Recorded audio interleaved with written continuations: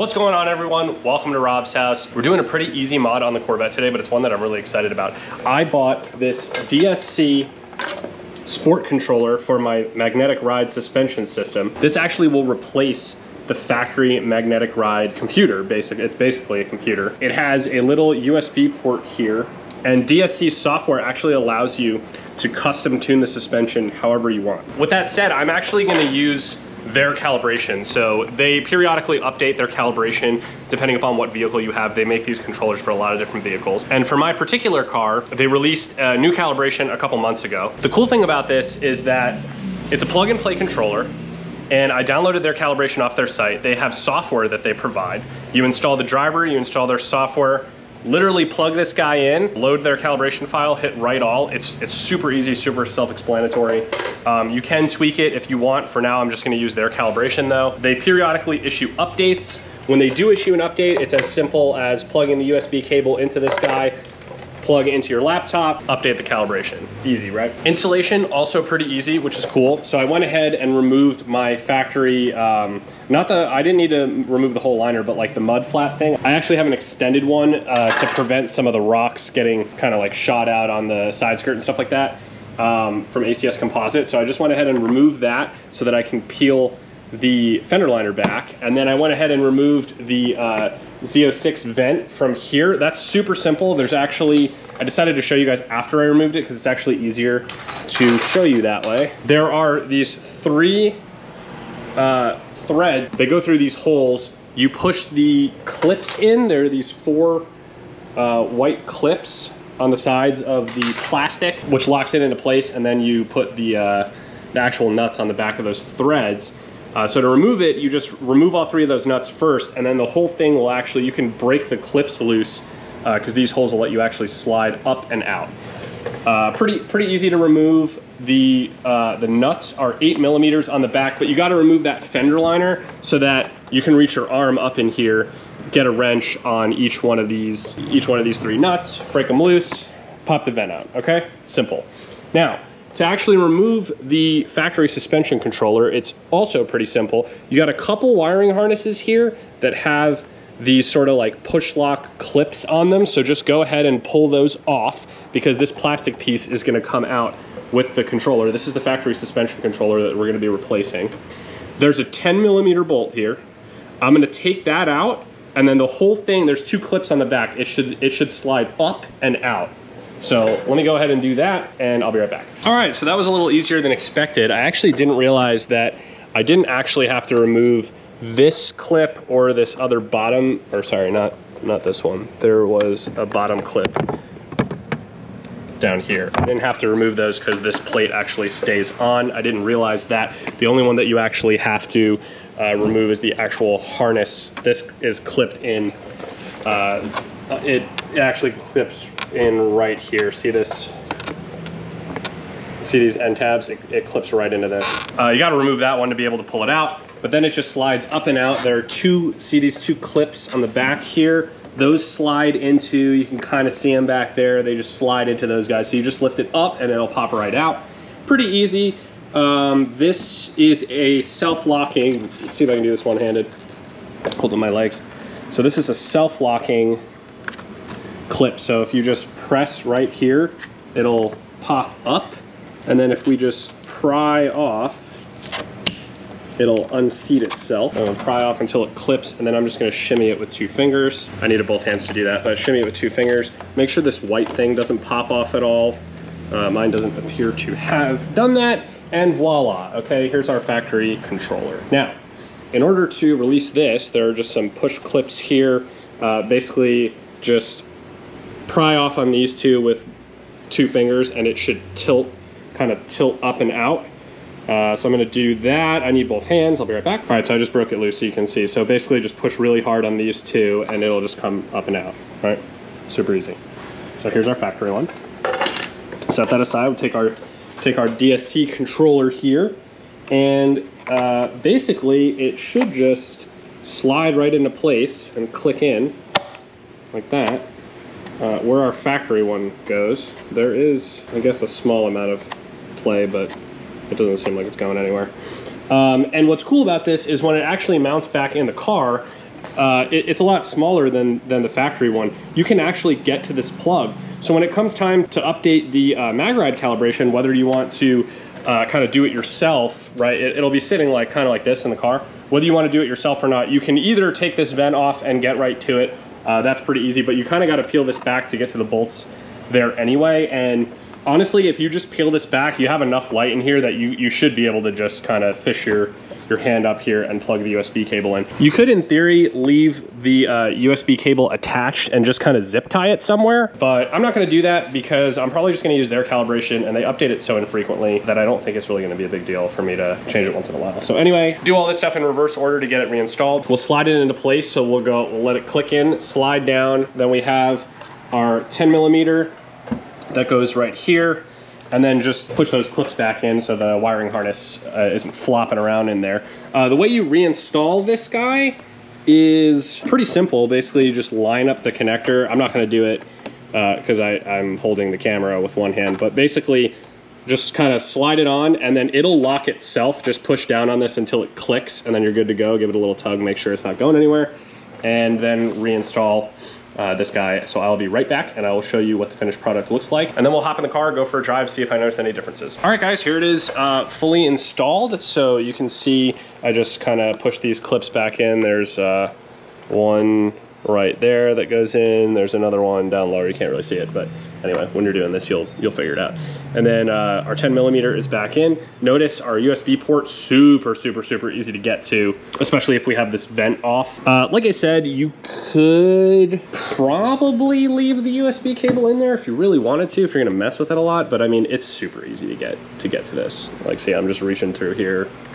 Really easy to get to and get my whole hand in here. I'm not going to, just because I don't want it to be flopping around in there, and if I zip tie it really tight, I'm gonna have to cut the zip tie off anyway when I go to update a calibration. And if you're looking at it from down here, you can get right to it. So yeah, that's pretty much it. I'm going to just reinstall these two plastic pieces real quick, and then we'll go for a drive. All right guys, I hope I angled this camera correctly. I am here with JJ, my ride along. He'll also be providing feedback throughout the video.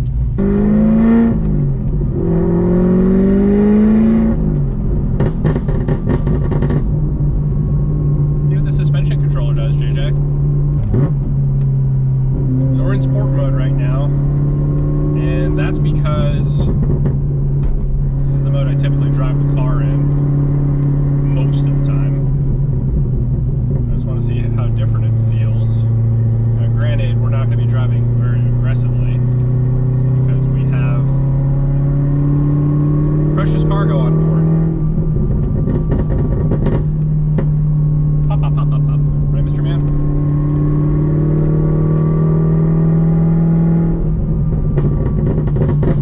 Actually, sport mode feels a little softer, if anything.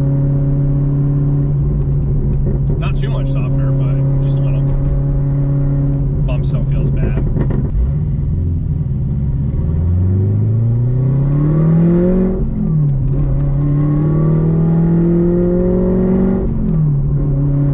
Feels pretty good.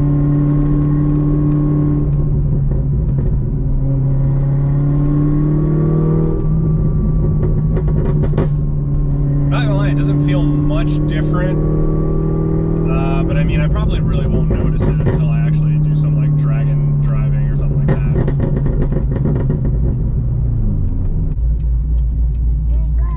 Yeah, there's cars everywhere. Yeah. Can you say Mustang? Can you say Corvette? That's right. Can you say Viper? That's right. Can you say Porsche? No, can you say Porsche? Can you say Honda? That's right. Can you say Lambo? Ah, Babo. That's right. Good job, Mr. Man. That's pretty good. Yeah.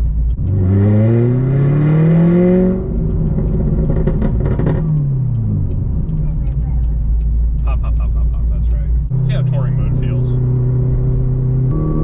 Yeah, honestly, it doesn't... Right out the gate, I don't notice any major differences. Touring mode feels pretty good. The rear end actually feels a little less bouncy, but it's absorbing bumps pretty well. It's still, you know, soft, obviously. I'm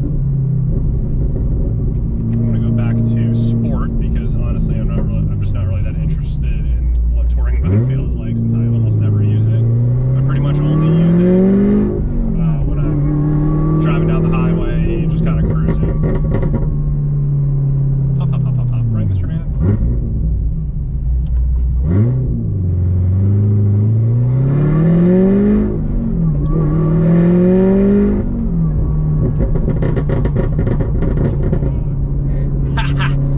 Do you like that? A lot of pops, huh? I wonder what it feels like under acceleration, because that's one of the things that I heard this makes a big difference with. Is, you know, it helps the car hook up a little better. I will say, general driving, it actually kind of feels a little softer, and I don't hate that because the factory calibration sport mode is already like very stiff, and then you go to track and it's, you know, you want track to be really stiff, but sport, it was like almost too stiff. So we'll see how it is on the highway now. I might not ever really have a use for touring mode anymore if sport feels a little better on the highway. I don't know, we'll see.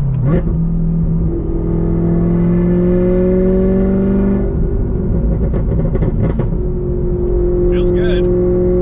Definitely feels good. Yeah, actually, I mean, honestly, the bumps do feel better. It's not like loose, it's just, I don't know, can't describe it. It just feels a little better. It feels a little better.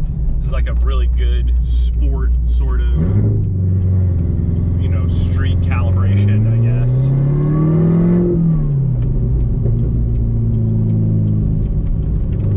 All right, JJ, what do you think? Should we try some acceleration up here? Yeah? Okay. We'll do that when we get over this hill. All right, you ready? Let's let this car make its turn and go.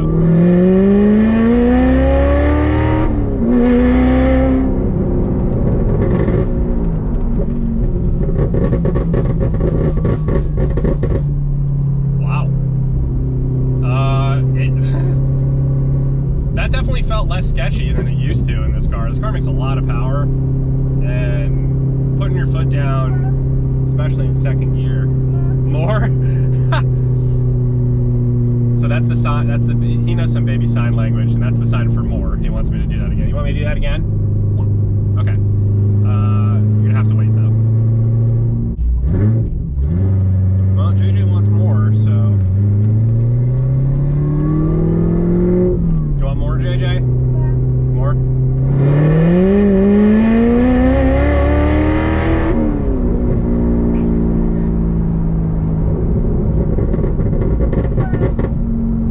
More?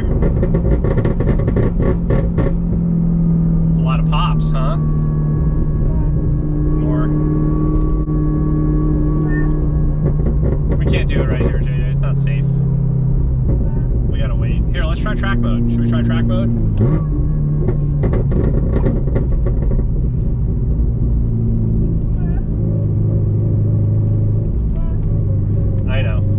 I know you want more. Track mode feels pretty stiff. I like that even though I have my steering set to sport, factory, the car always, when you go into track mode, it will always stiffen the steering. So even though I have my steering set to sport for both touring and sport mode, it will go into track mode steering when I go into track mode, which is pretty nice. A lot of pops, huh, JJ? Oh.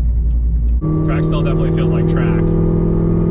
I know the factory calibration, they had actually softened track up a little bit because that was actually part of the reason that the factory wheels were cracking so much. So they softened it ever so slightly, and it feels like this feels like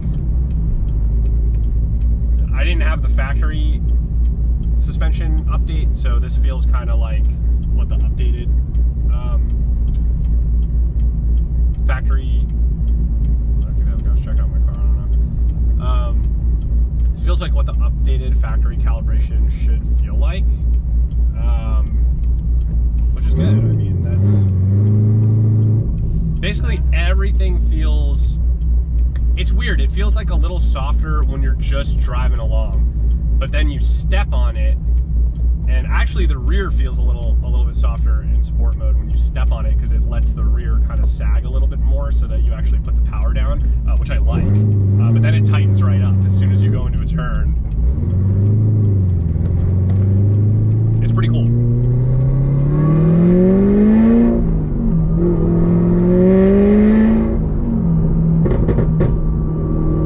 Feels good. Let's go back to sport mode.